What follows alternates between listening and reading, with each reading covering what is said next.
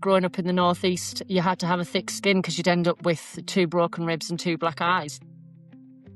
I said, I've got something to tell you. And she said, can I ask you? And I said, ask me what? Do you think you're gay? I said, Dad, there is no gay people in Ferry Hill.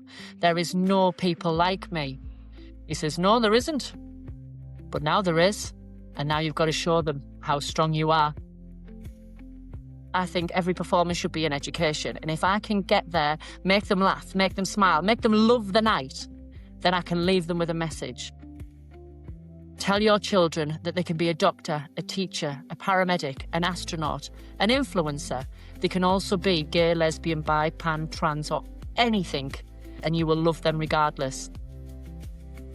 Hello and welcome back to the queerest podcast telling the fiercest stories. This is Queer Talker and I'm Ben Cicchetti.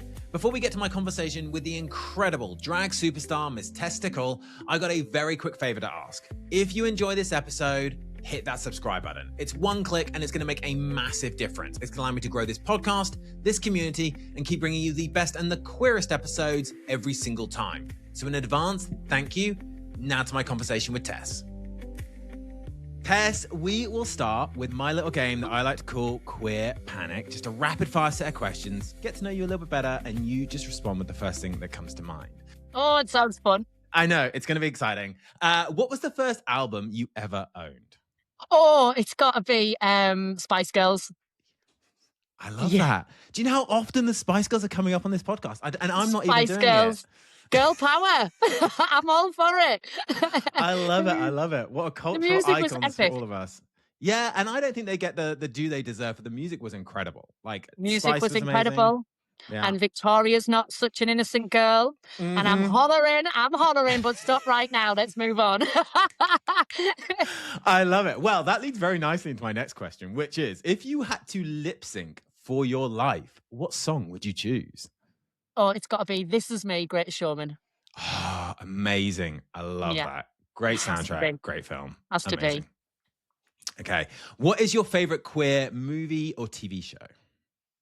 212 or Heartstopper. Yes. But I've just watched Heated Rivalry, so I feel like I'm torn between Heartstopper and Heated Rivalry for a TV show. Yeah. It's a close one. Heartstopper is like, just gives me all the good feels and gives me all like the warmth. Yeah. So yeah, I'm totally with you. And Heated Rivalry was incredible. What a moment in time. What a moment. I am literally going to watch every ice hockey game. Yeah. Suddenly I'm really interested in ice hockey. I don't know why. Who is your ultimate queer icon? Marsha P. Amazing. Has to be. But if it was going to be UK, for me, Lily Savage, Paul O'Grady.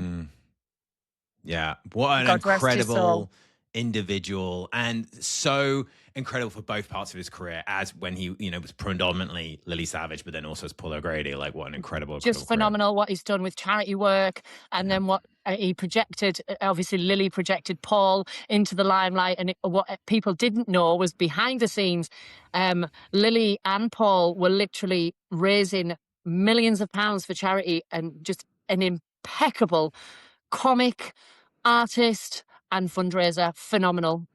Yeah, I agree. And I feel like maybe you've taken a little bit from that, and maybe we can get into that a little bit later on. What is your biggest red flag? Biggest red flag? I would probably say somebody who is silent, shifty. I don't trust silence.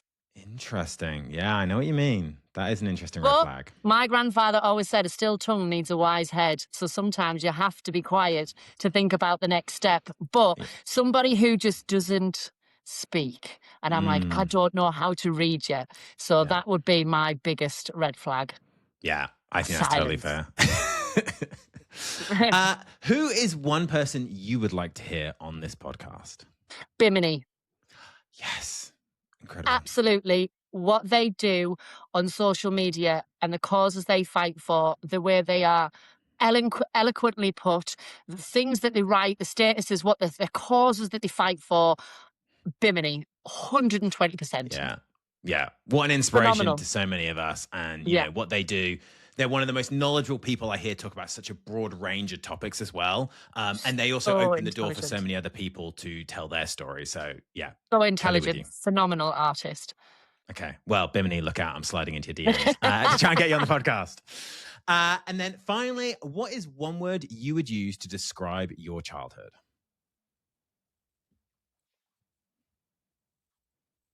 One word, challenging. Okay. Well, we can dig into that a little bit deeper, because everyone knows now that listen to this podcast is I have this theory that, you know, to understand an individual, an LGBTQ plus individual as an adult, you do first need to kind of understand them as a young person. So what should I know about you? You say challenging. So what should I know about you as a child or a teenager to kind of understand the test that sits in front of me today? Well, I think for any LGBTQIA plus person, growing up is going to be challenging because we don't fit in.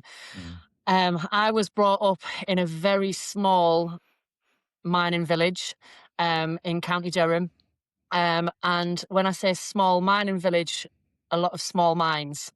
And being different was not accepted.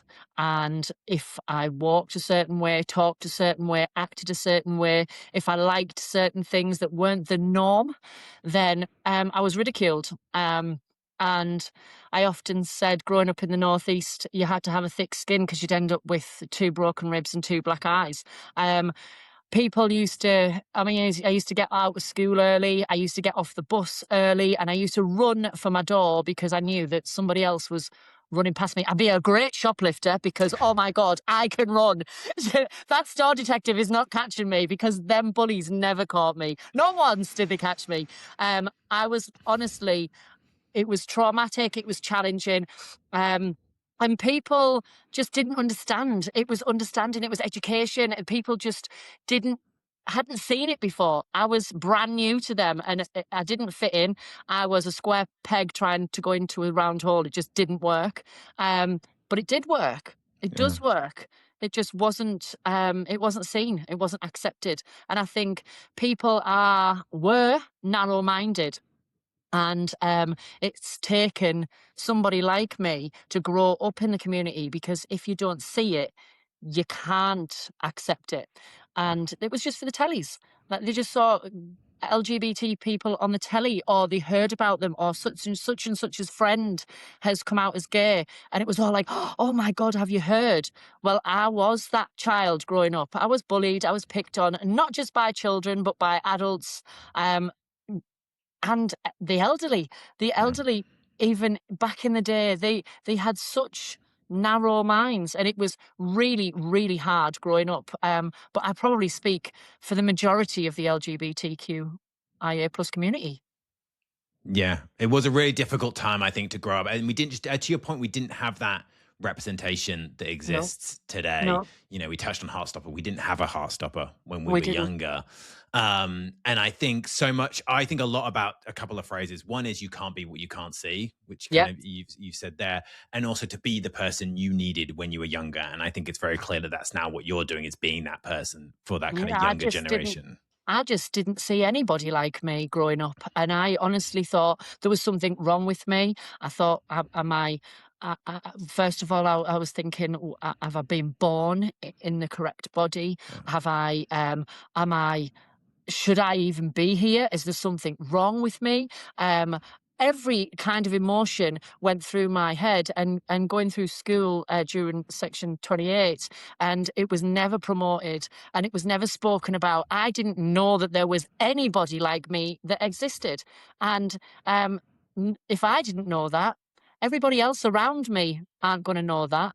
So how can they accept me for me and being my authentic self when they have never seen anybody like me? So, of course, they are going to pick on the not normal person in the class. Yeah. And you touched on something there that, you know, you didn't see anyone that looked like you, loved like you, acted like you. Do you remember the first LGBTQ plus person you did become aware of, like in real life, but also, I guess, on the telly and through movies? Well, this is kind of like a little bit personal, and I don't want to, but I am going to, and I hope that if they do see this podcast, or hear the podcast, that they won't take it offensively. But I always knew that my next door neighbour was a little bit like me, Okay. and they were older and married, with children, and I just kind of homed in on, hang on a minute, you're like me, and I Mm, know you are. And I felt really comfortable around them. I felt like I could be myself. They weren't bothered if I was going up and down the back street in a pair of high heels or running up and down the park in a tutu and just living out my best life. They just were not bothered. And I kind of got that connection where I thought, you're like me. I mm, know you are. But then I was in the back of my head, I was thinking, well, they can't because they're married and they've got a child. But why do I feel so comfortable? I just connected with this person. But then I watched Ricky Lake with my mum and okay. dad, sat down in the living room. I think it was 5 o'clock, 5:30, and on came the Ricky Lake show. And two contestants came on, and it turns out that one of them had came out of the closet, and they were having a whole discussion about him being gay.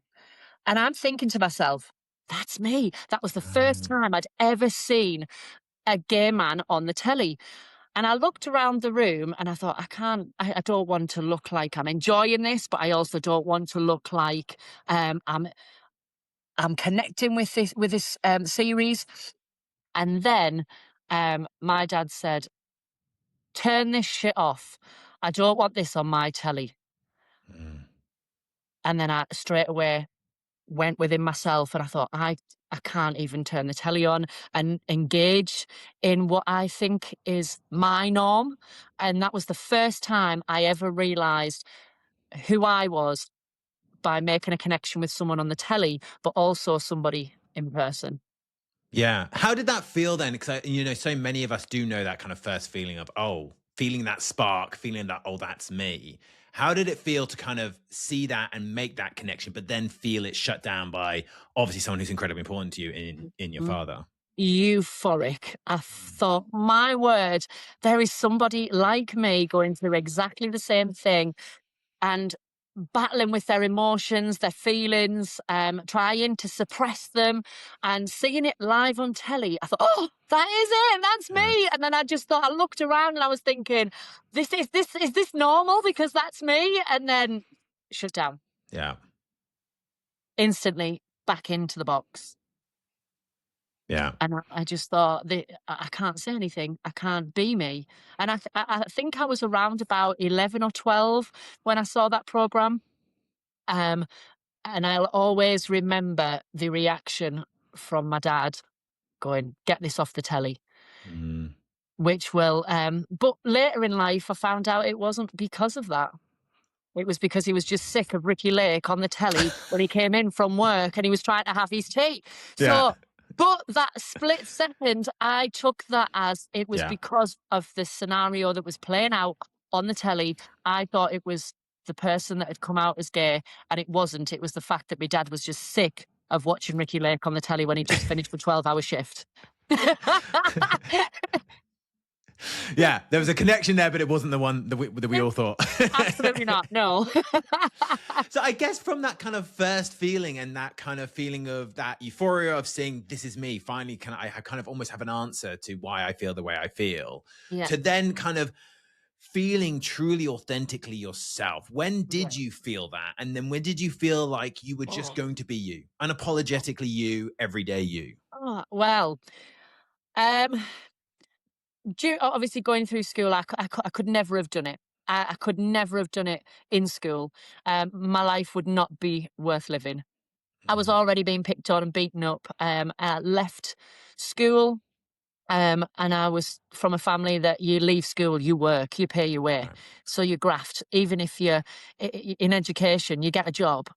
And I left school, went to college, and had a night job, and I started to feel these emotions. I was meeting different people, and I was different. I had loads of girlfriends, and And my parents thought they were my girlfriends romantically, which they weren't. They were just my bezies. And I started struggling because I thought, I can't come out. I can't say what I'm really feeling. I know I'm attracted to men, Yeah. and I'm only attracted to men. I love women, but they're my friends. Yeah. But I am gay, and I struggled to say those words. I'm gay. I passed my driving test when I was 18, and I always remember driving to my first job, and my first real job. I was working in education, and I was driving the car, and I kept saying over and over to myself, "I'm gay. I'm gay." And it didn't sit well with me because that slur, gay boy, has been given to me all my life, and I would never accept it. It was like water off a duck's back. Nothing was sinking in. I am invincible. The walls are up, the shields are out. And I would not accept even me saying, "You're gay." Yeah. It took me months, and I thought, I can't live like this. I need to tell somebody.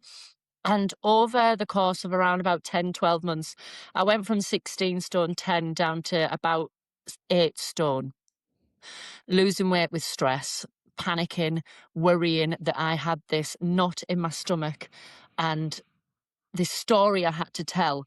It wasn't a story, it was real life. And I needed to make that happen. Otherwise, I couldn't live my life. So I made the decision that I would tell my parents, because I felt that it was my parents that needed to know first. They brought me into this world. They should love and support me regardless. And it wouldn't be fair to them, who've given me everything, to find out from somebody else. So one morning, I walked in to the house, and at this time I'd probably the lightest I'd ever been, and ever will be again. And I walked through the door, and my mum said to me, "Are you okay?" And there are 3 words that I love, and it's 3 words that are not said enough. Are you okay? Yeah. Because that starts a story, it starts a conversation, and it's asking a personal question where you can either be as light as you like or go as deep as you like. Yeah. And that was my moment to go as deep as I needed to go. And I said, "No, not really." She said, "What's the matter?" And I said, "I've got something to tell you." And she said, "Can I ask you?" And I said, "Ask me what?" "Do you think you're gay?" I said, "I think I am." Mm. And she said, "Do you think, or do you know?" And I said, "I know." And she said, "Thank God for that. Do you want a bacon sandwich? Please eat." Because I have been panicking. I thought there was something seriously wrong. And this isn't serious. This is just you getting over your own insecurities. This is not something that you should be worrying about. And I just burst into tears. Mm. And she said, "I made you a bacon sandwich. How do you feel?" And I said, "I feel like I've just been dug up. I feel like a weight's come off my shoulders, and I feel like I'm in the best place ever, but at the worst place I've ever been." And she said, "I don't know what you mean. You should be feeling happy." And I said, "No, because I've destroyed myself for the last 12 months, but I've also been destroyed by everybody else's opinion of me growing up. And it's taken me 12 months to realize that this is who I am. This is me, and this is who I want to be. And I want to be like everybody else. I want to be as good as you. And I want to have a relationship. I want to build a family." And my mum said to me, "Get yourself upstairs, go and have a lie down, and come back down when you feel good and ready." So I laid on the bed, and then I heard the door go, and my heart sunk all over again. I thought, I can't do this. It's my dad, Yeah. the Ricky Lake flashback. Yeah. And then I heard him go into the kitchen, and then seconds later, walking up the stairs. And he walked into the room, and I'm going to say the slur because it has to be said, because that was the way it was said to me. Yeah. And throughout the conversation, you'll understand how meaningful it was. So my dad came into my bedroom and said to me, "You all right?" And I said, "Yeah." I said, have you spoken to my mum? He said, yeah. He says, what do you think? He says, dry your eyes, you big puff, and come downstairs. And I went, is that it? He said, yeah. He says, come downstairs. So anyway, I went downstairs and he said to me, why are you worried about what we think?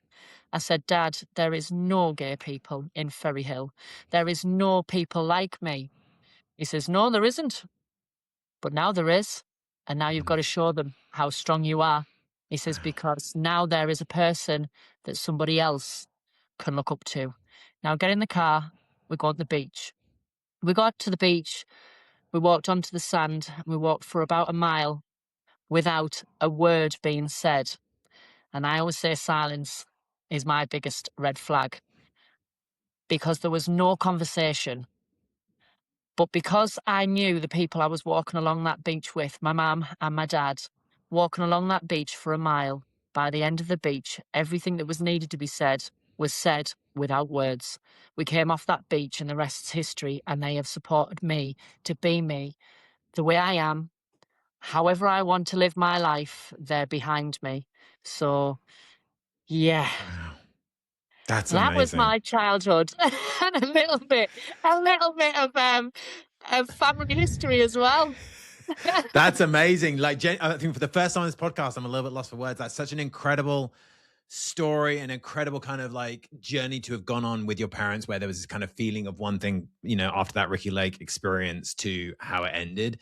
And I just think that first person you tell, their reaction can be such a shaper of how every reaction went. I think I've told this story before. I told my best friend over the phone. He was living in Australia, and I called him, and I was kind of dithering about saying it. When you're trying to find out how to figure out, and he just kind of said, "Look, I know what you're going to say, but it's actually really important that you say the words," and that was so important that I said it. And that just made every other time after that little bit easier because you had that good experience. So yeah, absolutely. I love hearing about that experience. Absolutely. It was so difficult for me to accept me. Yeah. How could I have asked anybody to accept me if I didn't accept myself? And I did. And I found the time and told my parents. But my biggest fear was to be outed. Yeah. By somebody else and me not have the decency to tell those that I love the most first. Yeah. Yeah. It's hard. It's hard. We shouldn't have to come out. I know. And I fight for that. We don't need to come out. All we need to say is, Mum, Dad, our loved ones, this is who I love. Yeah. Yeah. That's kind of the ultimate sign of equality, is when we just don't need to come out anymore. One day, absolutely, just turn up with a partner or not a partner, if that, depending on how you feel. And that is who you are. And that's kind of accepted. So what does life look like after that? And I'm obviously fascinated by kind of origin stories. I'd love to hear about how you then got started in drag and kind of how you are now who you are sat in front of me. Yeah, so I spent some years finding myself and being comfortable with myself, and being open and out in Ferry Hill, or as I like to call it, Fairy Hill now, because it's full of gays and I love it. So I made sure that I was comfortable with myself, lived my life. I met my partner, and we've been together 18 years now, and just going around County Durham and being visual. And I wanted that from the very beginning because I've never seen another LGBT plus person. So I wanted to make it my mission to show that I'm in love with somebody. Yeah. And if somebody else is out shopping and they see me, maybe he's showing some affection, or holding hands, or if asked, is this your partner? Yes, it is. Just being open and honest with everybody. Ask me an honest question. I'll give you an honest answer always. And I wanted to be that kind of visibility for the people in the village and the wider community that this is normal. Yeah. And you shouldn't have to feel like you're not, because look at me, I'm living my life and I'm living my best life and I found love. And then came a family party. And they said, do you know what? We would really love a drag queen at the party to take the mick out of somebody's 30th birthday. Okay. And I said, well, I could do that. And I'd watched and admired local drag since I came out the closet, and since I was out there, I was on the local scenes and watching the legends of drag in the Northeast. And I just adored it. And I thought, you know what? I'm going to give it a go. I'm going to have a go. So I rocked up to this 30th birthday party and in full drag. And my best friend said to me, you look amazing. Can we get a lift to the party? And I've touched on this before. And I said, yeah, I'll ring my dad. He'll take me.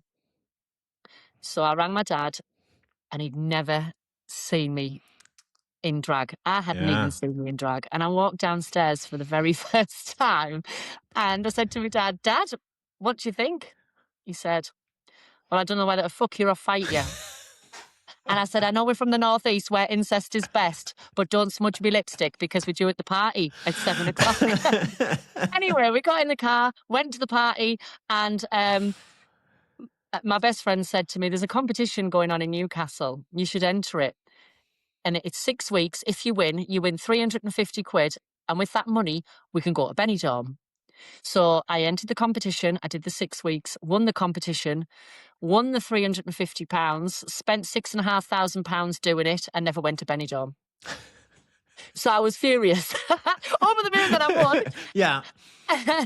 And then from there, drag just spiraled. And I ended up working 7 nights a week for the first 5 or 6 years, dropping down to 5 nights a week. And then as I'm getting a little bit older and approaching 40, I've gone down to 4 nights a week. And as they say, the rest's history or herstory. There we go. I think it's so interesting though, because so many of us and for so many in the mainstream, kind of our perspective of drag and the life of a drag queen is shaped obviously by RuPaul's Drag Race, given it's such a mainstream show now. But talk to me about what life is like for a drag queen in the UK right now. Like, what is that kind of experience on a daily, weekly basis? So for me, drag is life. And I wake up being creative. I go to bed being creative. Some of my best ideas is when I'm hitting the pillow at 12, 1 in the morning, and all the ideas start flooding into my head, and I'm thinking, right, I've got to get up, I've got to make this music, I've got to write this down. Drag before Drag Race was cutthroat. It was difficult to get gigs. It wasn't mainstream, and I'm very different to quite a lot of the scene queens, because I don't tend to work a lot of gay scenes. I'm primarily straight audiences, working men's clubs. It's probably some of the roughest areas in the country is where I'll perform. And they, for me, they're salt of the earth and rough and ready. What you see is what you get. And the banter, northern banter, it's just, it's cutthroat. It really is brutal, but I live on it and I thrive on it. I don't do script. What I see, I say. The audience is my script. So drag before Drag Race was difficult, and you had to tread the boards, you had to graft. I've gone from toilet cubicles to outside changing rooms to portaloos to the back of the car, and I was gigging 7 nights a week, different venues up and down the country. I would work anywhere that would have me. If there was a stage, a platform, a microphone, that was my time to perform and educate. And if I could get my main reason for doing a lot of the straight audiences is because I think every performer should be in education. And if I can get there, make them laugh, make them smile, make them love the night, then I can leave them with a message. And then they can go home and they can say, I've been to see a drag queen and she was this, and I'm accepting. But then Drag Race came along and projected these fabulous queens into the ether. And then venues started withdrawing a little bit and wanting to put on, obviously, the Drag Race girls rather than the local talent. Right. And the Drag Race girls are phenomenally talented, and I would never take work away from them, ever. I love them. I've got some really good friends that have done Drag Race. And I just found it difficult at that time to continue that kind of level of drag and then that level of bookings where I was booked 7 nights a week, booked and blessed. And it became harder. Well, actually, although it was hard, it gave me the fire in my stomach to go, hang on a minute, I need to keep these bookings, I need to keep these venues, and I need to keep a roof over my head. We need to diversify. We need to get better. We need to go bigger. We need to go better. We need to try more. We need to work more. Not just go, oh, do you know what? It's hard. The bookings aren't falling at my feet. No, I'm a grafter. I'll work for everything I can get, because if you dream it, you can achieve it, but you've got to work damn hard to get it.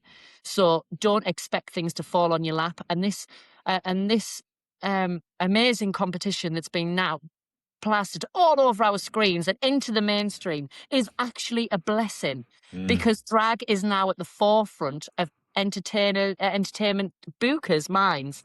TV, stage shows, theatre, the cabaret circuit, working men's clubs, gay scenes, cruise ships. We are everywhere, and there is enough work for everyone. You've just got to go out there and get it. Make yourself a little bit different. So Drag Race made it difficult, but it has produced and projected some of the most amazing drag artists that the UK have to offer. And for that, I will be forever grateful, because I've learned so much from Drag Race and from the queens, because every single queen has a different story, and I'm ready to read every single page. Yeah. You said something that's so interesting to me, which is around, every performance is an opportunity for education. I think, that is one of the things I think Drag Race has also done, which is there are so many, to your point, incredible stories, incredible backgrounds, challenges people have faced, different lifestyles people have. I think it's and because it is so mainstream, it is such an incredible way to get that kind of education out there and that kind of lived experience out there. And you've obviously spent much of your working life in education and safeguarding kind of vulnerable children. How did that experience in the education space kind of shape the way you do show up as Tess, both on stage and then I guess around and in the community? Well, when you go on stage as Tess, you've got to show up, you've got to turn up, but you've got to be visible for those kids who were just like you, sat at that classroom desk, who were struggling with the fact that they were LGBT plus. So when I go on stage, I want to make sure that I educate, because I'm doing it for the next generation, to make it easier, to pave the way, like the queens before me did, and the LGBT community paved the way for people like me. So 50 years ago, it was even worse. And we're gradually making it easier. And if I can help one single person, if I can make it easier for them, then I've done my job. One person, if I can change one mind, if there is a parent in that audience, I always finish my show with, please tell your children that they can be a doctor, a teacher, a paramedic, an astronaut, an influencer. They can also be gay, lesbian, bi, pan, trans, or anything that they choose to be, and you will love them regardless. If they can do that, then I've done my job. And if I'm seeing 300 people a night, I'm reaching so many families and hopefully making it easier for the children within their family. And turning up at work and children knowing what I do, I keep no secrets. At the end of the day, they ask me an honest question, I will be honest. Because during Section 28, if you were asked if you were gay, you could not say that you were. You could not promote it, but you could not diss it. And then in my day job, what I tend to say is my partner, husband, or I'll say, if it comes to drag, I'll go, yes, I'm a drag queen. What's a drag queen? And I'll tell them. And what do you do on a night time? And I'll tell them that I'm a performer. I can DJ, a hostess. I'm a cabaret queen. I'm a lip sync queen. And I'll be honest with them. Yeah. And it sparks conversation, because conversation is what is needed for understanding. So if you can open that conversation up, it can be as easy as just saying, Tom Daley, medalist, Olympian gold medalist. He's gay. Yeah. And moving on to the next person. Yeah. Just dropping a little tiny segment into the lesson plans, it also helps children understand that they do belong.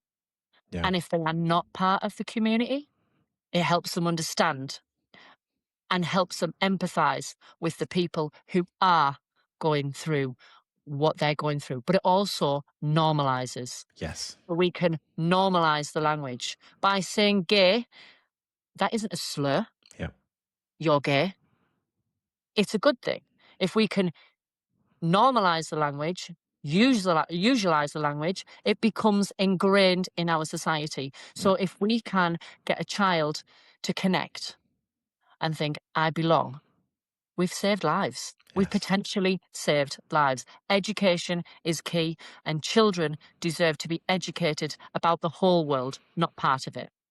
Yeah, I completely agree. It's such an important conversation to have. Obviously, our second guest ever on Queer Talker was our mutual friend, Ollie Pike, and the incredible work Ollie does with Pop and Ollie. I just think it's so important to turn up and for people to see so many different people from so many different backgrounds. Because to your point, it does normalize it. And then these children, as they grow up, they won't have learned, because, you know, discrimination, homophobia, transphobia, biphobia, all the phobias are a learned behavior. They're not built into them. No, And so where they can we are see not people. we are not born homophobic, racist. We are taught Yeah. those things. No child is born that way. Yeah. And as Davina De Campo said, your belief is my existence. Mm. So my existence, I'm here, I'm living. You might believe one thing, but this is me. Yeah. And do you think, I guess two things really. Do you think obviously your passion for this is kind of sparked by something that was missing from obviously your childhood, my childhood experience? And to what degree does the work of people like Paul O'Grady, Lily Savage kind of help you feel that that's the path you wanted to go on? Because it would have been easy to not, right? It would have been easy to kind of keep those worlds separately. But how much of an inspiration did you take from someone like a Lily Savage, Paul O'Grady? I took a lot of inspiration from Paul O'Grady when I saw all the charity work that they were doing, and also the good that they were doing for the community. And my community, once upon a time, was against me. And I thought, well, how can I change the perceptions of my community and make it easier for everybody else? So me and a group of people got together, and with the forefront of drag, and it's in the mainstream. It was in the mainstream at that time, and seeing all of the amazing work that the queens before me had done for charity. And we were getting asked all of the time, can you do a charity event for this? Can you do a charity event for that? And we just couldn't physically do it. And then I thought to myself, hang on a minute. Lily Savage was a massive advocate for charity work, as Paul O'Grady as well. I would like to do that, but would people support it? I'm a drag queen in the local area where I've had so much difficulty just being me. Now I'm a drag queen on social media, on the stages in the working men's clubs, the local pubs and bars. How are they going to take to this? So I thought, do you know what? I'm going to set up my own charity. And Claire McGregor, who's our CEO, came with me. And at the time it was Betty Moffat and Scarlett Moffat and my drag queens, Miss Cara, Emma Royd, and a team of trustees. We all got together and said, we've got an idea. We want to give back to our local community. Those people who have helped us, it's now time to help them. And I couldn't be a drag queen without the support of the people who come to see me.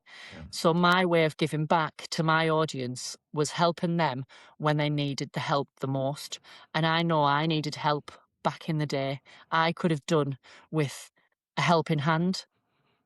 So we set up Angel Trust, a charity for the people. And it was fronted by drag queens and allies and just well-rounded people. We're a group of people who have all been through similar experiences, whether you're LGBT or heterosexual. They were part of the same group of people who had the same experience as I did. Yeah. So we said, let's do this. So we did. And 8 years ago, Angel Trust was formed. And I wanted to give back to the local community and help the people who might have once upon a time frowned upon me, or they know somebody who probably didn't accept me. But it Yeah. was now my time to change their perception and go, do you know what? Actually, she's really nice and she's lovely. And although she's a drag queen, she's also the little boy that I maybe has once picked on or would have picked on. And I don't want that Yeah. because she's doing so good for the community. And I wanted to make sure that we had counselling, and we also had suicide prevention, and we wanted to tackle homelessness. And we also wanted to help save all of the food that goes to landfills and reuse it, and open a pantry and a food bank and a bistro and a charity shop. But we also wanted to do fundraising and have a central point to donate to worthy causes, whether that be a children's football team, an aspiring sports person, an LGBT group, to support local housing, or toy appeal. We did the toy appeal to give back to children who wouldn't have a present to open on Christmas Day. And we ended up having 45,000 toys this current Christmas to Wow. give out to the local people of County That's Durham and Darwen. amazing. And now our night hub has gone from a night hub to having housing to help get people off the streets, give them a warm bed and a roof above their head. And it's just phenomenal how it's snowballed and got bigger and bigger and bigger. And we have got a lot to thank the community for, because the community have helped build the charity. But from what I've got from that charity is, people aren't against me, they stand in with me.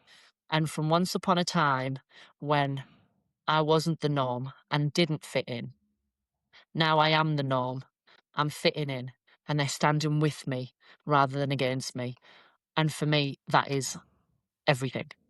Yeah, I love that. What an incredible organization to kind of have seen grow and to have really pushed through the community. We will include a link to you all in the podcast description. Please do check out the Angel Trust. It's such an incredibly important organization. I think one thing I'm curious to understand, we talked about your experience as a young person where you grew up, but you've chosen to kind of stay rooted where you grew up. So many people would have left, right? So many people would have had such maybe a negative experience, negative impression of that area. They would have said, I don't want to be here anymore. I'm going to go to this city or this town and kind of live my truth. But you stayed where you are. Yeah. What does it mean to you today? You talked about, all these people that would have picked on you. Now you're so visible. What does it mean to you personally to be so visibly queer and deeply trusted in the community that you once felt unsafe in? It means the absolute world, and I will fight tooth and nail to ensure that LGBT is across my hometown, because it's so it feels powerful. What we've done is powerful, and knowing that I'm making a difference and making it easier for people like me to come out and just be queer in the area that they grow up in. We shouldn't have to move away. By moving away, you're moving a problem. That's what people think. You're moving the problem. We're not the problem. And with problems, you need solutions. And with solutions, you've eradicated the problem. That solution is acceptance. Accept me, love me, and let's work together. Because together, we're great. Separate, it's not going to be as good. And I always say that if everybody would like a Lamborghini, but if everyone drove a Lamborghini, you wouldn't want to drive one. You would want a Fiesta. Yeah. So it takes so many different people to make the world go around. And I wanted to stay. I should have packed. I always think I should have packed up my bags and just left, and it would have been easier. But I thought, no, I'm staying here. I mean, walking down the street and getting an egg thrown at you and called the F word, and I'm like, all right, okay. I'm like, oh, I just need to get out of here. I need to go to London. I need to go to Manchester. I need to go to Brighton. I need to get out of here. But I thought, no, I'm not. And I will fight tooth and nail to be visible and be that person. I come in the house dressed as a boy, and I leave the house dressed in a blonde wig, walk into the van, and now people are tooting the horns and go, "Way, how you, Tess? Are you all right?" And I'm like, "Yeah, I'm good. How are you?" I've got children out the front who are rolling up and down on the roller skates saying, "Oh, Tess, can we have a picture? My mum loves you." And I'm like, "Yeah, come and get a picture." And I will walk into Greg's and go and get a steak bake. And I will be in full drag before a show because why not? Why not? Sure, this is fine. And I'll do anything in my local area dressed like this. And you've just got to have a really good comeback. But what really annoyed me in my local area, which on my 30th birthday, I was having a party and, well, it was a bit like a garden party. And Miss Cara said to me, "Have you seen what's happening in the town that you adore?" And I said, "What?" He said, "Have you seen the local mayor?" And I said, "No." "Check his Facebook." So out came the phone, and there was loads of homophobic, transphobic, racist, Islamophobic slurs, memes, nastiness all down his profile. The blood rushed to my head, and I thought, you know what? I thought we were getting somewhere. Yeah. I really did. Everybody around here now loves us, and everyone's accepting. We can be who we want to be. And then I saw that. And Cara and my partner said to me, "Tess, don't. Whatever you're going to do, just don't. It's your birthday. Just don't do anything. Look at it next week." I said, "No. Just because it's my birthday, just because it's a day, you have to call these things out. We've got to do something about it. He's the mayor of our hometown. How can he be spouting so much hate in a position of power when he's got the whole of the community to look after and he's segregating?" Yeah. He's segregating the community. I can't stand for it. So out came the phone, War and Peace, status went into the ether. And I thought, 5 minutes in, ping, ping, ping, ping, ping, ping, ping. And I thought, what have I done? What have I done? Because with the positivity and the support came the hate. And then the hate came because they were in support of our town mayor. And I thought, do you know what? What doesn't kill you makes you stronger. And I've been here before and I've won one battle. It's time for another. And I'm ready for war. And he then started putting things on, "This is my views and these are my religious beliefs." And I said, "I understand religion. However, your belief is other people's existence. And in a position of power, you should be impartial. Yeah. And you should be leading with positivity, love, equality, and diversity." That fell on deaf ears, and it was not what I wanted to hear from him. So I took it further. Another status went out, and then a BBC reporter, an ITV news reporter, rang me and said, "What are you doing tomorrow?" And I said, "Well, I'm meant to be going to a spa for my 30th birthday." I said, "I'm leaving at 8:30. And he said, "Tess, we would really like you to do the news. We need to put a piece out about the hate that you're receiving online and also from your town mayor." And I said, "Well, I'll have to be up at silly o'clock because I have to do it. I can't do it as me because nobody knows it as knows me as me. Everybody knows Tess." Yeah. "Well, can you be ready for 8:30 in the morning?" And I said, "Yeah." I was up in makeup, 8:30, full drag in my living room, news reporters, cameras in my face. And I sat there and told my side of the story and why I thought a man in position of power spouting hate is wrong. Yeah. For our community, but wrong full stop. And it went out on Tyne Tees News, BBC News, and I was relieved I'd done it, terrified I'd done it. I was fearful because people didn't share my views, and I get that. Everyone's different and have a right to their opinion. However, the hate that I got from that was horrific. My house was targeted. My car was targeted. And the irony of it all was somebody counted up the back lane how many gates. However, the first house has their back gate on the side of the house. And they counted 3 doors up and smashed my next door neighbour's gate in. But I saw the funny side, and I put a status out saying, whoever that was who has attempted to destroy someone's back gate, it wasn't mine. But the moral of the story is you smashed the wrong back gates in. And they weren't mine. So, and then about 2 weeks later, I was called to the town hall.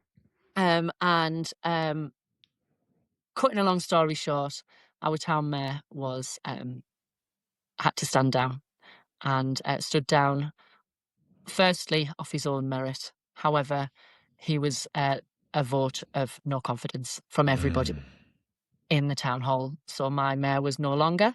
And from that day on, the Pride flag has flown outside our town hall for Pride Month, for Durham Pride, for Newcastle Pride, and it's now celebrated. Pride is now celebrated here in my hometown, and I absolutely love that. And I can't move away. I won't move away. And even if I do for a short period of time, my heart will always be here because I want to make sure that nobody ever has to go through what I went through all those years ago.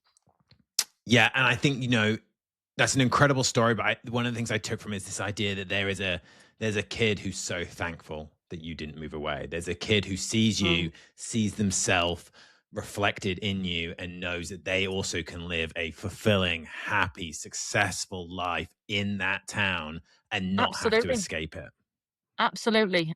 Absolutely. I think sometimes when you see a drag queen, you see the face, you see the facade, you see the act, you don't see the deeper side of the artist.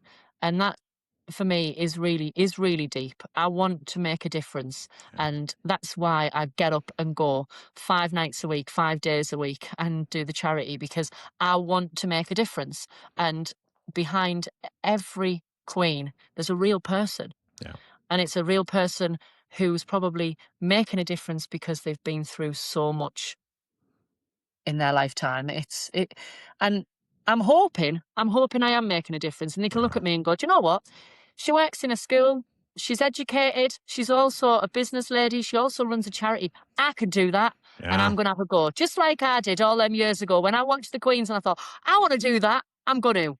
And if I can inspire someone, I'll be absolutely over the moon. If I could inspire a young person just to be who they want to be, or inspire anyone to be who they want to be and live their authentic selves and work damn hard and go out and achieve their dreams, I'm all for it. I'll be over the moon. I promise you are. I can guarantee it. And obviously we started this conversation talking about your younger self. So let's end the conversation talking about them as well. If you could give your younger self one piece of advice, what would it be? And would it be different if I said, what advice would you give in general to young LGBTQ plus people today? The advice I would give to myself, if I could speak to my younger self, don't worry. Everything's going to be okay. You are going through the hardest time of your life right now, but things are going to change. But you need to go through these hard times because they are just the stones to build your foundations. They are your foundations. Use it, grow from it, learn from it, and be better. Be better. Work hard because you've got this. You are not different. You are you. And just be you.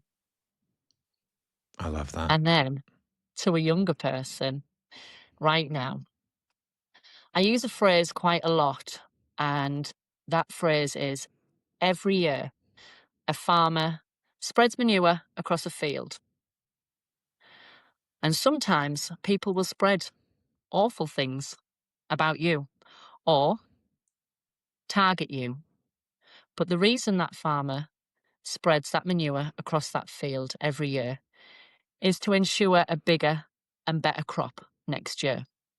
So the crap that you're going through right now is just the fertilizer to make you bigger and better next year and the year after and the year after that. Because one day you'll stand taller than you are now and you'll be reaching the stars. And that's what you are, a star. I love that. That's so incredible. Tess, thank you so much for being on the podcast with me. But I just think Thank you so much for your incredible work. The visibility you bring, the representation you bring, the education you bring, the thoughtfulness you bring. Your work in the community is so important. I can promise you, you said, you don't want anyone there was no one who looked like you when you were younger, acted like you, talked like you when you were younger. You are now that person for so many people globally, across the country, but especially in your hometown. So thank you so much for everything you do. And for everyone in your hometown, thank you for being that representation for them. Thank you so much for having me. It's been an absolute pleasure. Thank you so much.